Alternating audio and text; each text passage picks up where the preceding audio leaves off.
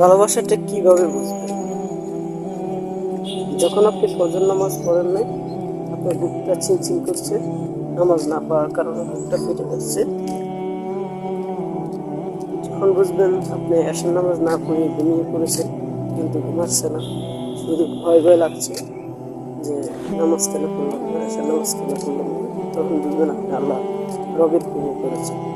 রব আপনাকে চায়, আপনি আসলে আপনি সেজদা করেন, রব আপনাকে চায়, রবের কাছে সেজদা দেওয়ার জন্য রব আপনাকে কাছে চায়। বুঝবেন রবের প্রেমে আপনি করেছেন, এই জন্যই আপনি টেনশন ফিল করছেন, কেন নামাজ পড়লেন না, কেন ফজর নামাজ পড়লেন না, কেন জোহর পড়লেন না, কেন আসর পড়লেন না, কেন মাগরিব পড়লাম না, কেন এশা পড়লাম না। আপনার টেনশন ফিল করছেন, ভয় লাগছে, মৃত্যুর কথা স্মরণ হয়ে যাচ্ছে।